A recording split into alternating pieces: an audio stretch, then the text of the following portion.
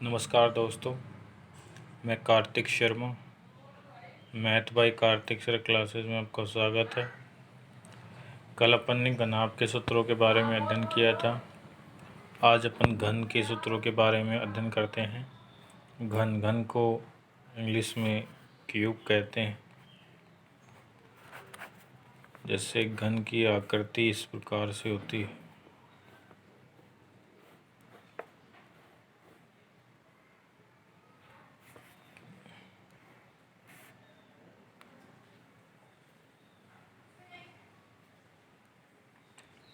आपको ये याद रखना है कि घन में जो प्रत्येक भुजा होती है वो समान होती है।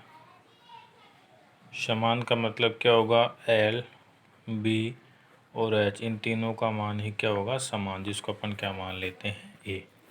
और ये भी याद रखना है कि घन की जो प्रत्येक पृष्ठ होती है, घन की प्रत्येक पृष्ठ कैसी होती है? वर्गाकार।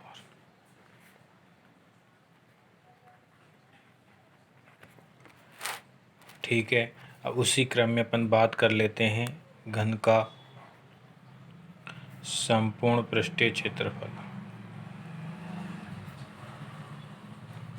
घन का संपूर्ण पृष्ठीय क्षेत्रफल।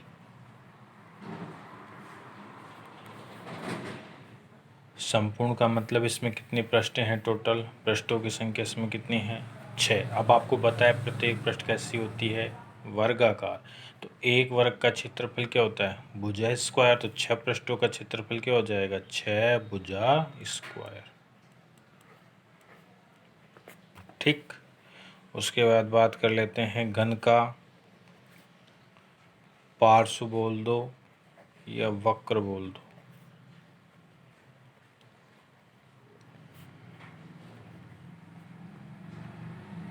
इसका सूत्र होता है 4 भुजा स्क्वायर।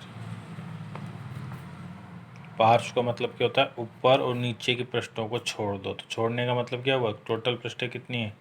6। 6 में से ऊपर और नीचे की पृष्ठें कितनी हो गई? 2 पृष्ठें कम हो गई। तो कितनी बची पृष्ठ? 4। तो एक का क्या होता है? भुजा स्क्वायर। तो 4 का क्या हो जाएगा? 4 भुजा स्क्वायर। उसके बाद अपन बात करते हैं घन का आयतन।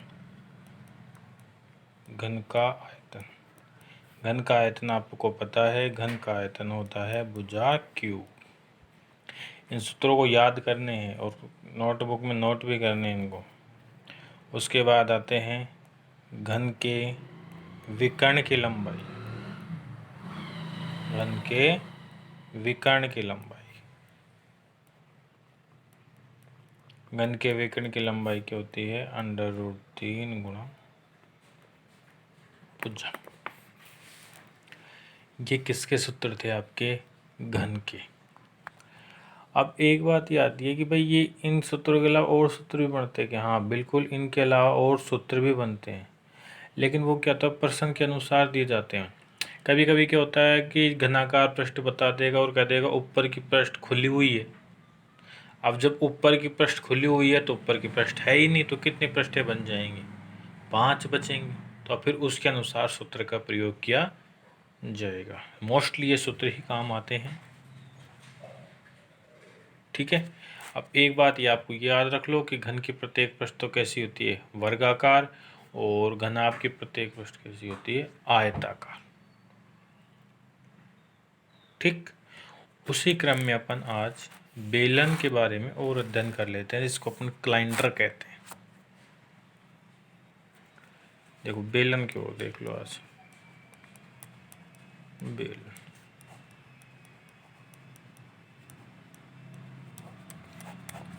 बेलन क्या होता है? देखो बेलन की आकृति आपने घरों में देखा होगा।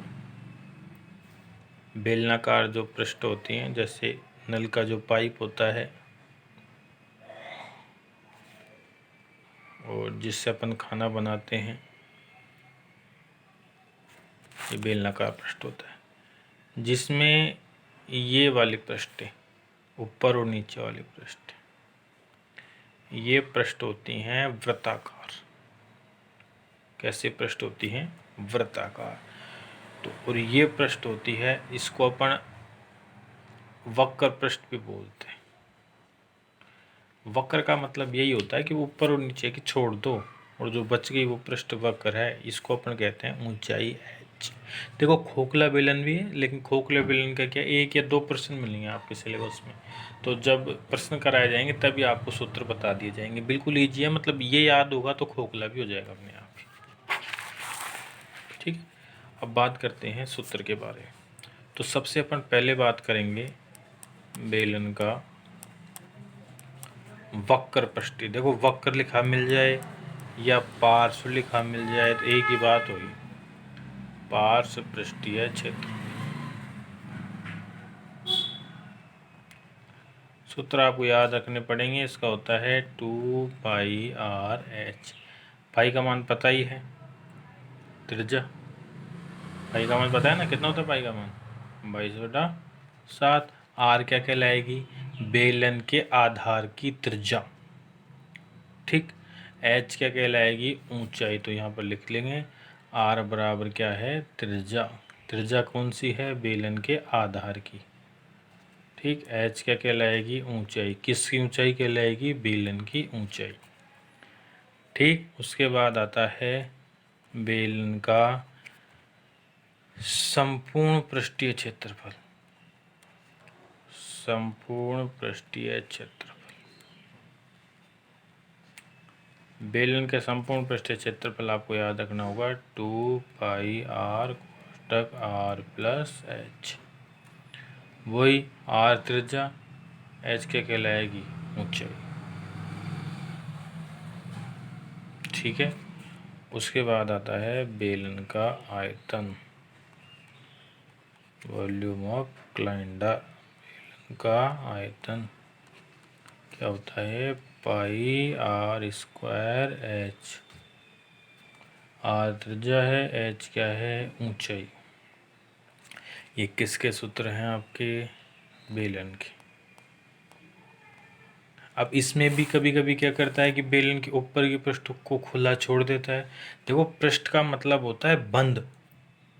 जैसे आपको बेलन है और उस पर रंग करवाना है, तो अगर मान लो खुली रहेगी तो रंग होगा, नहीं होगा ना। तो पृष्ठ का मतलब होता है क्लोज पृष्ठ होनी चाहिए, बंद। अब कभी कभी क्या कर देता है कि वक्र पर करवा देता है, कभी रंग करवा देता है, कभी इसमें जो पानी भरा होता है उससे कोई नया पात्र में पानी भरवा देता है तो कितनी ऊंचाई तक उड़ जाएगा। ये सब बातें आपको प्रश्न के दौरान ही आएंगी।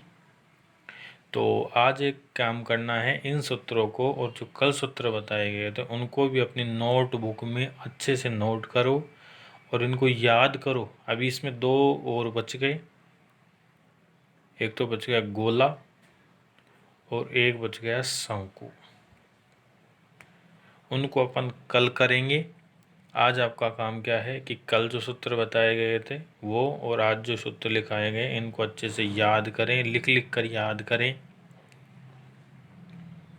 और जिन्होंने टेस्ट नहीं दिया है उनको टेस्ट देना चाहिए था। आपकी कॉपियाँ आपको फ़ोन पर ही भेज दी जाएंगी, वहाँ से आप लोग चेक करना कितने क्या नंबर आ रहे हैं आपके। वो अभी 2 या 3 दिन के अंदर भेजी जाएंगी। और तब तक के लिए धन्यवाद। इन सूत्रों को अच्छे से याद करें। आपका दिन शुभ हो। नमस्कार।